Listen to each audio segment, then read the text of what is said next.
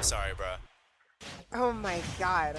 So we're gonna see if Skits has what it takes to go all the way, or is T the top level talent Kazuya player? Skits isn't like too surprised. He knows that like T pretty much co-mains, right? He also has Omega experience with Kazuya, right? Absolutely. Like one thing right there, that was like a frame perfect Furps. Well, look at that, you're dead! Yeah, it happens. Aerial on the platform and hit you with an electric anyway. It's so hard to deal with, man. It is. And speaking of hard to deal with, that Rage Drive hits so hard and electric. Like, that was a piece of micro-spacing, because if you hold forward with Wario, you go so far, but Skits only drifted like a smidge to hit that combo. Yeah, to get the very edge of that up air, right? Well, you're dead now, so. Oh my god! It happens. Because the platform height on Kalos is ever so slightly higher. That is true. That is something to keep in mind, right? I mean, Kazuya has a like a frame 7 jump squat. Oh, looking for the grab there, start his combo.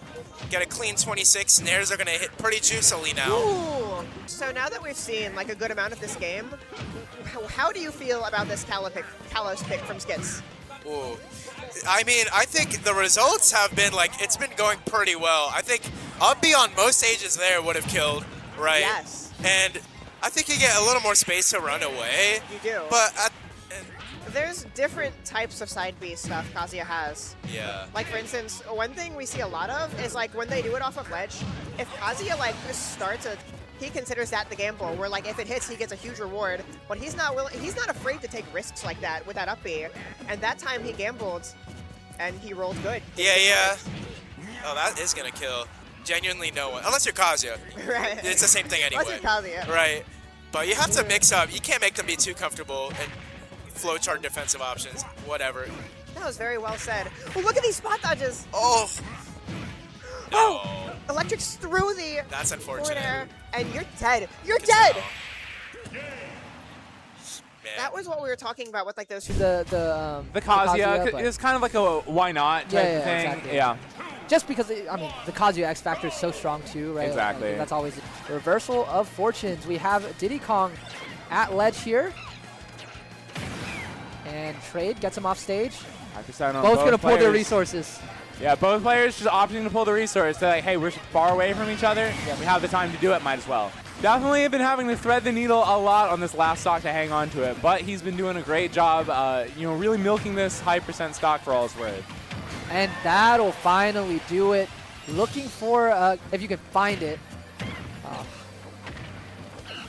For going to pick up of the bell to get the back air, set up another ledge trap. What a beautiful setup by T. And now finally gets rid of the hydrant, but Beastly ready for it, able to roll out. Ooh, the apple and the up air. Yeah, that is going to close out the game one. Yeah, he's just holding on to that bell right now. Such a threat, even without doing anything. The implied pressure from holding it, moving around, is so terrifying. And cross stage. Oh, wow. Not using his own item. That down B has been rendered kind of useless a little bit because of the other guy's down B right now, that hydrant. So the war of the down B is unfortunately for Beastly. Looking at the tag above his head just reminds T, but that's just hitting you through the Z drop. Yeah, absolutely. And now this lead. Oh yeah, growing. Nice bell confirm. This is rough for Beastly.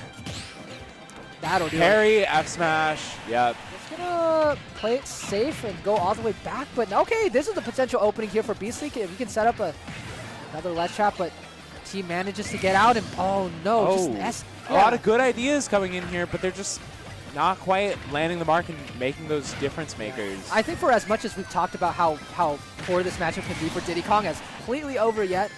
Looking very difficult though. T has to, or Beastly rather, has to find something that he hasn't been able to find this entire set, and T extending this lead even more. 90%. Feels a little bit like the writing is on the wall. Yeah, it's a mountain to climb for Beastly if he wants to stay alive, and does not stay alive. He does not stay alive. T eliminates Beastly. Eliminates Beastly in a very dominant 3-0. Yes. Not really amazing for either of the characters. Right. Like, so we are starting off Pac-Man. We saw that on the button check, and I just think that this is a feels kind of like a David, Goliath type situation. It's gonna be, it's a little tough. It's a little tough. You really have to catch Game & Watch slipping is basically how it goes. Like, he's going to be able to invalidate a lot of your basic tools, and you have to find creative things in the matchup. Like that. Go straight through the vacant. No whiff punish on the regular get up here. Nice. Shielding that last hit of landing there. Gets it back through here. What's the setup going to be? We have Bell online. Looking for a Bell snipe here. Oh! Baits out the reflector. Gets a forward smash instead. A little bit dicier, I think. Because I think T can kind of hold this defensive wall a little bit better. Pac-Man's got hands. Pac-Man can box. And having some of these things like Galaxian and Bell on response here is absolutely fantastic. To keep. Because Monte goes for, Nair landing shield block. He'll go for, The angle Bell caught, but he only had a boosted forward tilt for the punish. Instead, another Bell to save it, caught the landing. Yep, I mean, this is where Game & Watch is strong, but at the same time, T has been able to fight off the ledge many times, just finding the holes in the pressure. And now we're going to go for a setup, go for down tilt. Oh my god! Yeah, so he does manage to pick it up. Nice. I think that was punishable with a backwards throw, but maybe not. Didn't end up working out, and we see the classic ultimate. Forward smash shield, forward smash shield. Tails Old's time. Oh, some things never change. There you go. Another thing that doesn't change is you run out the pack. It's like a little bit of a mix-up between if he's gonna boost in grab or boost in aerial. Yeah.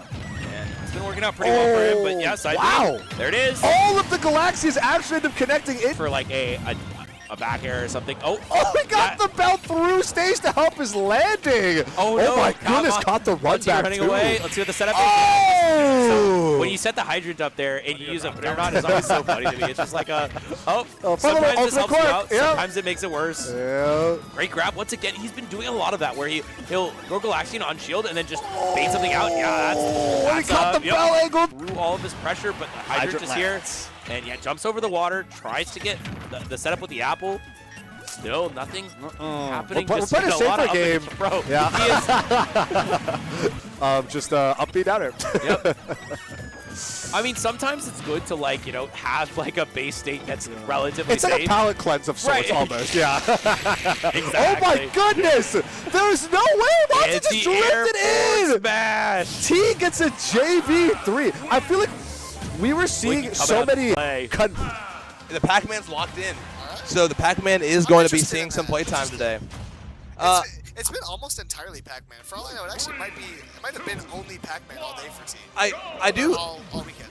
Atomic a little bit. Yeah. That's what happens when you have two really notable projectile characters. Is you kind of lose the benefit of having a projectile almost. So you have to box a little bit. I do love T just exhausting all these resources both on the character and on the stage, just turning everything against Atomic. See, and now when I start to think about when was the last time Atomic played a Pac-Man anywhere near this good. That is one of very few shining lights here in Game 1 for Atomic. I love that string he did in the center there, just dropping the Bell, the Hydrant, and the forward smash, just popping every option there, hoping anything hit. It's sort of reminiscent of what we see Steve do now. That anvil down smash we see a lot. That time, forward smash was going to take. In terms of a way to take stage control, it's just not doing what T needs to do. Yeah, it's definitely the poor man's anvil, or minecart rather, just not doing very much. Atomic could be able to get a lot out of it, but the Bell pretty in his favor. I'm loving the advantage pressure here from Atomic. He's playing slow, kind of setting his ground, and getting a lot of damage, eventually getting hit by Spy Guy. Yeah, but again, a mistake that doesn't cost too much as Atomic is still sitting pretty on his first stock as that back air finally closes it out, keeping T away, staying alive. Going on a gyro still.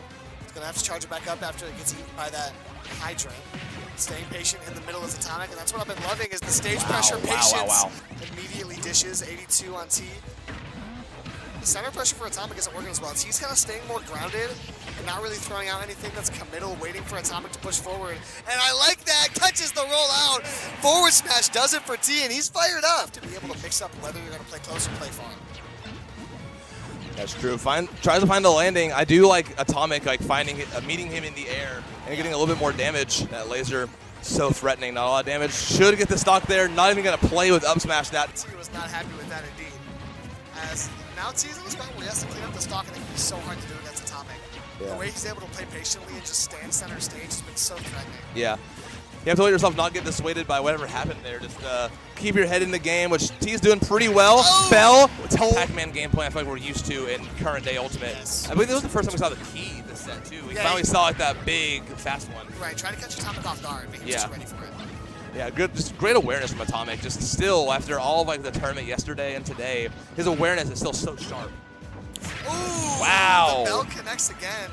But a lot more damage here. The next big hit from T will certainly do it on Atomic, but same can be said for T. 110, you know, against Rob, that's certainly the danger zone. Doesn't even necessarily take a big hit here for T, but T with the key takes that stock, and now all the way to the last one is Atomic. It just takes one big opening from T, but again, it's a rotor arm to take it. T, as we are getting down to the nitty-gritty of this game, less than 30 seconds left. Any damage feels like an insurmountable task. I know. And a massive W for Atomic. A little bit more damage gets put on. T chases, catches an air dodge in, but it's not a big connection. 15 seconds left. T, what do you got? Oh, with the Bell! But he's too far away. No, he's not! He fooled the full distance of the forward smash, and he finds it with 10 seconds on the clock. T finds his way into top 4 of Comicplooza.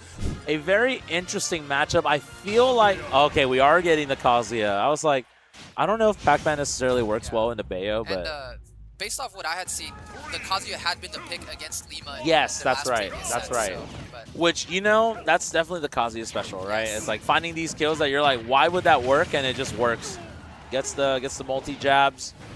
The thing is you better be careful with these. Oh, and you still have. And sort of not circle camping, but you know, going from platform to platform and Yeah. where he wants to land. We can call a spade a spade. No, we can call it circle camping. But this death, yeah. The more we're trying to break this down and kind of call it for what it is, he's pretty much he's telegraphing where Lima's gonna be. Oh, this should be it. Yeah. Nice. So great disadvantage from him. Yeah, and again, scenario right here with the Rage Drive, we have seen no capitalize. There you told you, right? We mentioned that earlier, how like, oh my God, refusing to, you know, play more aggressively. But right now, T is kind of coming at it, advantage state. The bats within and the parry after. This is crazy. The hard knockdown not working out. Oh, this should be it. Oh my God, get to hell. Still it kills? Even T was surprised. In this matchup, compared to a lot of other matchups that we see. Oh, just didn't get the spacing quite right, I think. But that might have killed maybe if off the side, I think. Potentially, yeah. I think you're right on that. Lima though gets the combos. Oh, but I feel like on this stage, you mitigate that by the fact that there's only so much area for Lima to land on. And so eventually you'll find that hit probably. Yeah, like the biggest option is probably like drop down a Stage has been for Lima, like we mentioned, right? It doesn't feel undoable in the way Kalos felt. And so now you give yourself an opportunity to potentially win the set here without having to go to a game 5. But as I say that, I jinxed it. I'm sorry, Lima. And now, Lima, okay. I love the recovery mix-up there by T, just deciding to go all the way high. And I feel like T hasn't gotten too much off these ledge traps. Lima's mix-ups have just been too strong, but going to the ledge. Oh, just barely misses out on the timing and gets it that time. T takes the lead right back. Bayo is not a character that has to sit in shield, right? You have so many great defensive options to parry, but no punish by T. Man. Now off this ledge. Oh! No, and that's gonna do it. Lima had been so good mixing up the options off of the ledge throughout that entire set. But once it got down to that game 5, T. You hear it come out already. So, gonna get started right here. Get your popcorn, get your drinks ready. This may be a long set.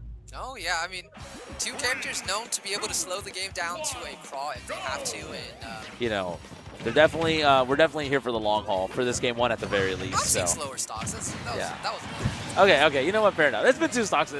Where it felt like, honestly, whoever was the one who found that kill and took that stock lead in the end game was going to be the one to win that game. Yeah, when they were both 2 stocks to 2 stocks. Exactly. Yeah. And so, dead. You can find this earlier kill off the side. Yeah, once again. Land, but could have been a scary situation for Sonix.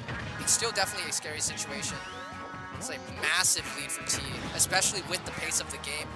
Ooh, yeah, okay. that's the class. That one I've seen a couple times. Yeah, throwing the key to the hydrant, letting the water do the work. Yeah. but I'm sure Sonix has seen that one. So Yes.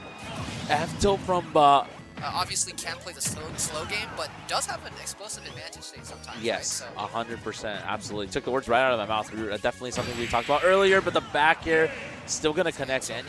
That homing attack. Oh, okay. That was kind of cool. Yeah. I see the vision. Yeah. He like he's dabbled with Pac-Man in random at some point. he's rolled Pac-Man before.